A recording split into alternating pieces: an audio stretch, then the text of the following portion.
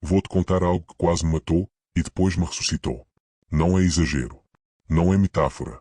Houve uma noite, há 27 anos, em que eu sentei no chão frio da cozinha às 3h18 da manhã, com as luzes apagadas, encarando uma pilha de contas que eu não podia pagar. Eu estava devendo $62.400. Cartões estourados. Empréstimos pessoais. Juros acumulando como uma avalanche silenciosa. Meu telefone vibrava todos os dias com números desconhecidos. Eu não atendia mais. Eu não abria mais cartas. Eu vivia em constante estado de alerta. Eu era um homem de fé. Ensinava sobre confiança em Deus. Falava sobre provisão. Mas por dentro, eu estava quebrado. Talvez você entenda essa sensação. Não importa se sua dívida é 10.000, 40.000 ou 100.000. O número é apenas um símbolo. O que realmente pesa é a vergonha. É o medo constante. É a sensação de fracasso. É acordar às 2 da manhã com o coração acelerado imaginando o pior cenário possível. Eu cheguei ao ponto de pensar que minha família estaria melhor sem mim. Foi nesse estado que viajei para Seifed, no norte de Israel. Não foi como turista. Fui como alguém que já tinha tentado todas as soluções humanas e falhado. Eu precisava de algo além da lógica. Lá, em uma pequena sinagoga antiga, encontrei um rabino chamado Eliav Mordechai. Ele tinha 88 anos. Seus olhos eram calmos. Ele parecia enxergar através de mim. Ele não perguntou quanto eu devia. Ele perguntou: você parou de acreditar que Deus pode reorganizar o impossível? Eu não respondi. Porque no fundo, eu tinha parado. Ele abriu um Tanakh antigo e me mostrou um versículo que eu já tinha lido dezenas de vezes, mas nunca realmente visto. Salmo 23:1 O Senhor é meu pastor, nada me faltará. Eu quase ri. Nada me faltará? Eu estava faltando tudo. Mas ele me disse algo que mudou minha perspectiva para sempre. Ele explicou que a palavra hebraica usada ali para faltará vem da raiz shazer, que não significa apenas ausência. Significa viver em estado de deficiência permanente. E o versículo não é uma promessa de luxo. É uma declaração de identidade. Ele disse: enquanto você se identifica como alguém em falta, você vive sob a lógica da escassez. Mas quando você declara que o Senhor é seu pastor, você muda de governo. Você sai da economia do medo e entra na economia da provisão. Eu não entendi totalmente. Então ele me deu uma instrução simples e aparentemente absurda. Durante 40 dias, todas as manhãs e todas as noites, declara em voz alta: o Senhor é meu pastor. Nada me faltará. Ou vivo sob provisão divina. E todos os dias, faça um ato de generosidade intencional. Eu disse: Rabino, eu estou afundado. Eu não tenho o que dar. Ele respondeu: exatamente por isso você precisa dar. Ele explicou algo que eu nunca tinha ouvido daquela forma. A dívida não é apenas matemática. É mentalidade. É posição espiritual. Quando você se encolhe, quando você se fecha, quando você vive apenas tentando sobreviver, você fortalece o ciclo da falta. Mas quando você dá, mesmo pequeno, você envia uma mensagem ao seu espírito: eu não estou morrendo. Eu ainda sou fonte. Nos primeiros dias, eu dei moedas. Paguei café para um estranho. Doei tempo ajudando alguém a carregar compras. Nada grandioso, mas consistente. E todas as manhãs e noites eu declarava o versículo. Na primeira semana, nada mudou externamente. Mas algo começou a mudar internamente. Eu dormi uma noite inteira pela primeira vez em meses. Na segunda semana, recebi um pagamento atrasado de um trabalho antigo que eu já tinha esquecido. $1.200. Na terceira semana, um credor me ligou oferecendo renegociação com redução de juros. Coincidência? Talvez. Mas eu continuei. No dia 32, recebi uma proposta inesperada para ministrar um seminário que pagava 3 vezes mais do que eu costumava ganhar. Eu ainda devia muito. Mas algo havia mudado. Eu não me sentia mais condenado. Eu não me sentia mais escravo. O rabino me explicou depois.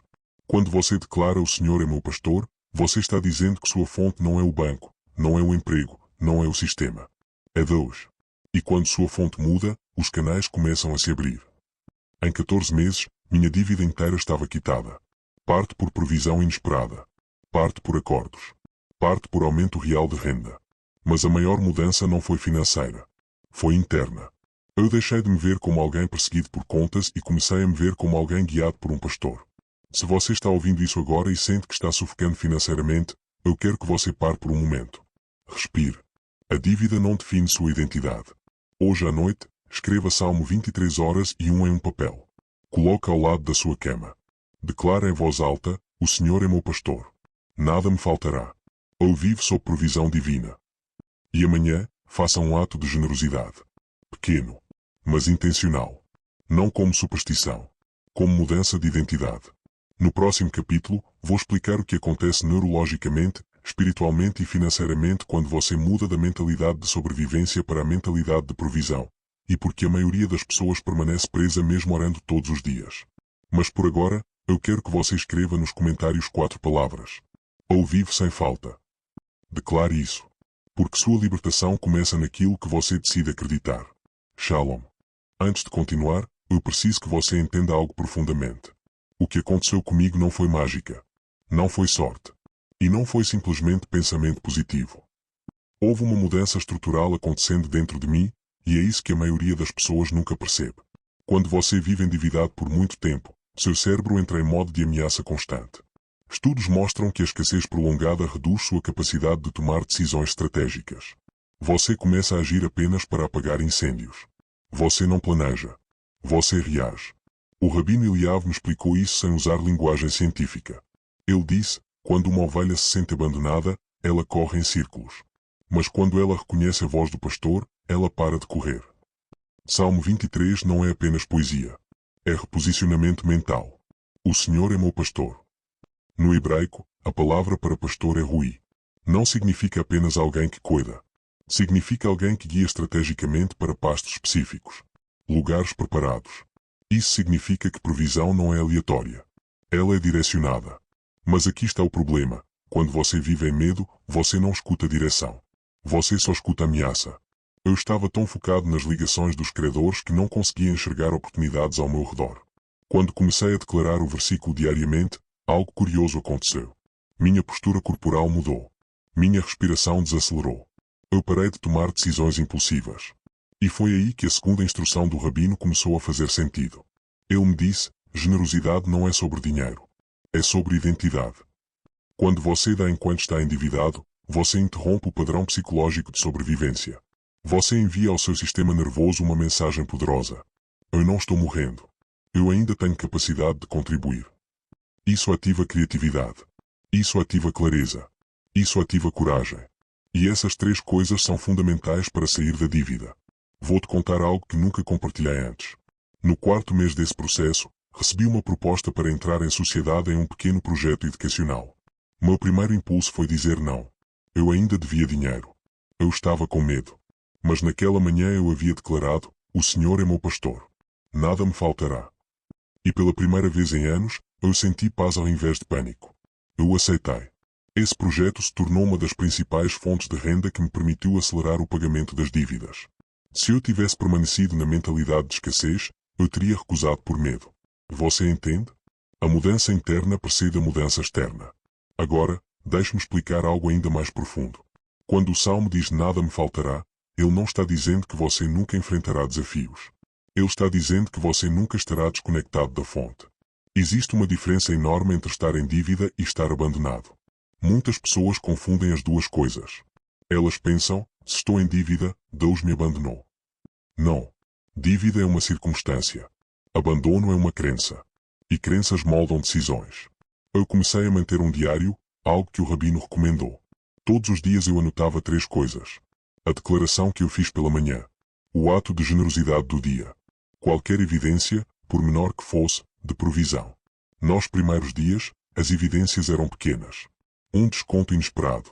Uma refeição oferecida por um amigo. Uma conta que veio menor do que o previsto. Mas registrar isso treinou minha mente para procurar provisão em vez de perigo. E aquilo que você procura, você encontra mais. No 6º mês, percebi algo impressionante. Eu não estava mais falando sobre dívida o tempo todo. Eu estava falando sobre possibilidades. E isso mudou como as pessoas reagiam a mim. O desespero repele oportunidades. A confiança atrai colaboração. Isso não é místico. É humano. As pessoas sentem energia emocional. Quando você está em modo de pânico, você transmite instabilidade. Quando você está em modo de fé equilibrada, você transmite segurança. E segurança gera portas abertas. Talvez você esteja pensando agora, mas minha situação é diferente. Minha dívida é grande demais. Eu também pensei isso. Mas deixe-me fazer uma pergunta sincera. Você está operando diariamente a partir do medo ou da identidade de provisão? Porque enquanto você continuar se vendo como vítima das circunstâncias, Seu cérebro continuará buscando apenas sobrevivência. Mas quando você declara consistentemente que vive sob direção divina, algo se reorganiza. Não instantaneamente, mas progressivamente. Nos próximos capítulos, vou compartilhar o método exato de 90 dias que usei para estruturar essa mudança, incluindo como dividir sua dívida estrategicamente, como negociar com credores sem medo e como transformar pequenos atos de generosidade em disciplina financeira real. Porque fé sem estratégia vira frustração. E estratégia sem fé vira ansiedade. Você precisa das duas. Hoje, eu quero que você faça algo simples. Escreva esta frase e leia em voz alta agora. Eu não sou guiado pelo medo. Eu sou guiado pelo pastor. Sinta o peso disso. Você não é um número negativo em um extrato bancário. Você é uma pessoa sendo conduzida. No próximo capítulo, vou revelar o princípio oculto dentro da frase Ele me guia por caminhos de justiça, e como isso se aplica diretamente à renegociação de dívidas, aumento de renda e reconstrução da sua autoridade financeira. Sua história não terminou. Ela está sendo reescrita. Shalom. Existe uma parte do Salmo 23 que quase ninguém aplica às finanças. Ele me guia por caminhos de justiça por amor do seu nome. Quando o Rabino Eliav me pediu para meditar nessa frase, eu pensei que fosse apenas algo espiritual demais para se conectar com dinheiro. Mas eu estava errado. A palavra hebraica para caminhos é maglei, trilhas circulares, trajetórias repetidas. E a palavra para justiça é tzedek, que compartilha raiz com tzedakah, que significa justiça prática através da generosidade.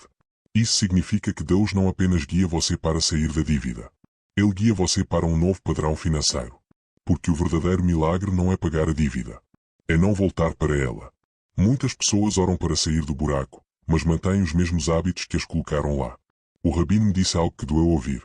Se Deus cancelar sua dívida hoje, mas você continuar pensando como escravo, em 3 anos estará novamente devendo. Aquilo me atingiu profundamente. Então comecei a observar meus padrões. Eu percebi que antes da crise eu vivia tentando provar algo. Eu gastava para manter aparência. Eu dizia sim para compromissos financeiros por orgulho. Eu evitava olhar números porque me causavam ansiedade. Isso não era falta de dinheiro. Era falta de disciplina emocional. E é aqui que caminhos de justiça entra. Justiça financeira significa alinhamento entre e o que você ganha, o que você gasta, o que você guarda, o que você dá. Quando esses 4 elementos não estão alinhados, você entra em caos. Então eu criei algo simples que mudou completamente meu sistema. Eu chamei de regra dos 4 movimentos. Movimento 1, clareza absoluta. Eu listei cada dívida, cada juros, cada valor real. Parei de fugir dos números. Porque aquilo que você não encara, te controla. Movimento 2, negociação ativa. Ao invés de evitar ligações, comecei a ligar para credores. Com postura calma. Sem vergonha. Eu dizia, eu estou comprometido em resolver isso. O que podemos fazer juntos? Para minha surpresa, muitos estavam dispostos a reduzir juros e oferecer acordos. Movimento 3, generosidade estratégica. Eu continuei dando diariamente. Mas agora com intenção estruturada. Separei uma porcentagem fixa, mesmo pequena, para doação. Isso mantinha meu coração livre da avareza e do medo. Movimento 4, construção de renda guiada. Ao invés de aceitar qualquer oportunidade por desespero, comecei a perguntar em oração, qual é o caminho de justiça aqui? Nem toda renda é sustentável. Nem toda oportunidade é alinhada. E algo fascinante começou a acontecer. Eu percebi que quanto mais eu me movia com disciplina e fé juntas, menos eu sentia ansiedade. A dívida estava diminuindo, sim. Mas meu caráter estava sendo reconstruído. E aqui está algo que poucos falam. Dívida prolongada cria identidade de vítima. Você começa a dizer, o sistema é injusto. As coisas sempre dão errado para mim. Eu nunca consigo sair disso. Mas justiça, tzedek, significa responsabilidade alinhada com graça. Não é culpa. É maturidade. No 9º mês, enfrentei um teste enorme. Meu carro quebrou completamente. O conserto custava quase $2.000. Antigamente, eu teria colocado no cartão imediatamente.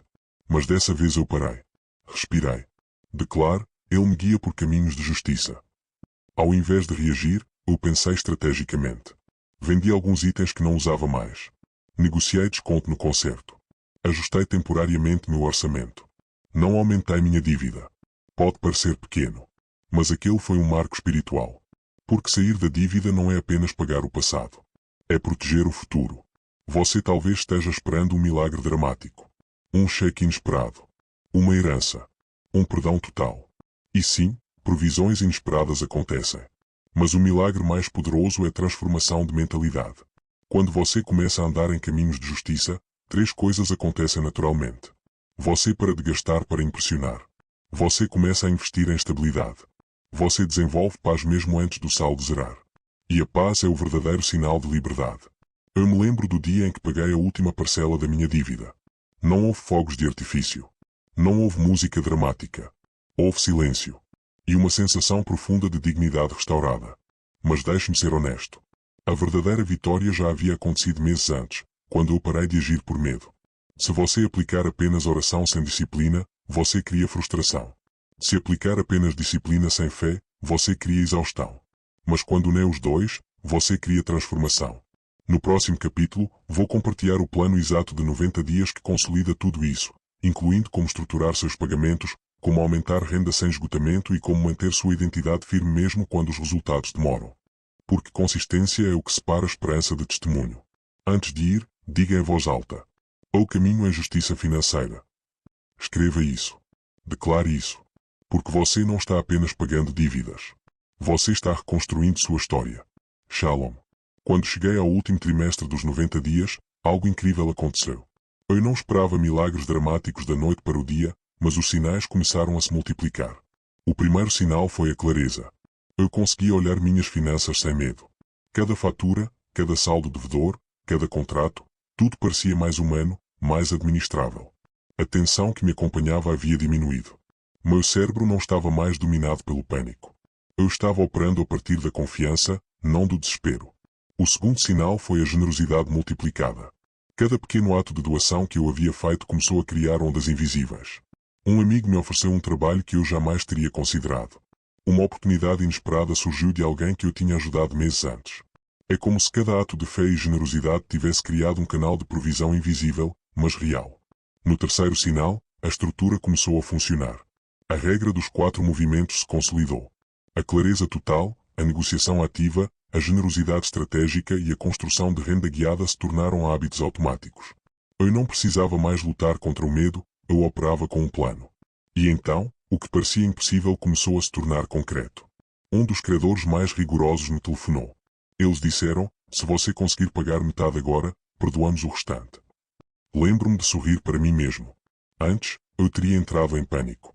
Mas dessa vez, eu respirei fundo, lembrei do Salmo 23:1, declarei minha identidade: o Senhor é meu pastor, nada me faltará. E aceitei a oferta. Um alívio imenso. Mas mais importante, não foi apenas um alívio financeiro. Foi um lembrete de que minha mentalidade havia mudado. Pouco depois, um cheque inesperado de reembolso chegou. Era algo que eu havia esquecido completamente, mas que agora caía perfeitamente na minha vida no momento certo. Cada evento parecia sincronizado, mas não por acaso. Eu percebi que eu estava caminhando em alinhamento com o princípio da provisão divina.